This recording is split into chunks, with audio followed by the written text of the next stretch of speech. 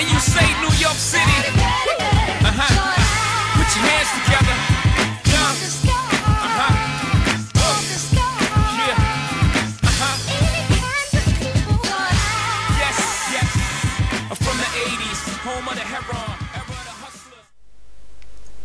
YouTube! Iron Shaft her, jeg har en video til dig. Det er en free for all på Hanoi, og som titlen beskriver det, er det lidt om tips og tricks til, hvordan jeg rigtig godt kan lide at spille free for all. Så fyr den af. Mine perks, de er Ghost, det er Sleight of Hand, og det er Ninja. Man kunne også sagtens bruge Hardline, for det handler meget om at få sine killstreaks og få dem hurtigt. Så det her er jo helt klart en fordel. Jeg bruger Stun, jeg bruger Semtex, og jeg bruger Claymore.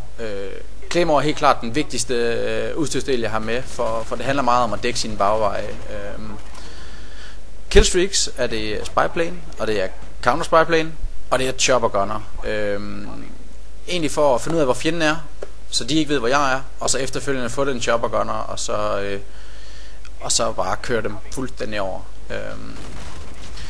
Så du kan se at jeg spiller meget stationært, men det er simpelthen fordi at jeg prøver at være i de højtrafikerede områder, og så lade dem komme til mig i stedet for at komme til dem. Her bliver jeg så heldigvis taget, men efter 5 kills. Men det er sådan set fint, for jeg spawner faktisk ved siden af mit yndlingssted i det her map. Og det var der hvor jeg allerede kiggede op fra start, og primært på den altan. Så der vil jeg op og få stunnet ham her, og easy kill. Tjekker lige området om hvad der sker, og får nakket ham her med lidt held, og får egentlig placeret mig rigtig godt. Og jeg går ud på altanen, som er mit yndlingsspot, og allerede nu kan jeg se en der prøver at nakke mig, og det var forholdsvis nemt at slå ham ihjel, selvom han tømte 20 skud efter mig. Hvorfor det? Lad os lige se det fra hans synsvinkel. Han spawner en dag igen og prøver en gang mere, men lad os lige se hvorfor han ikke slår mig ihjel første gang. Allerede der har han brugt de første 20 skud, uden der sker noget, og jeg kan stille og roligt gå ud og pille ham.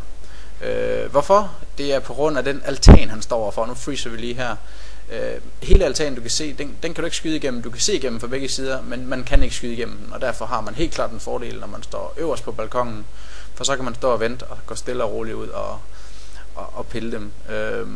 Så det er min taktik her. Lad os se, hvordan det spiller sig ud. Vi kørte lige lidt slow, så det er nemt at se. Det er ingenting, og han skyder igen, og får endda kun en enkelt hitmarker, og så er han død. Så super nemt. Har fået min spyplane og mit counter spyplane op, og nu er det egentlig bare lige at holde øjnene åbne, hvor folk er henne. Og har allerede godt på vej til føringen her. Der er en gut mere der prøver at tage mig ud over for altanen, men som man tydeligt kan se, har han ingen chance overhovedet, og giver mig min Huey.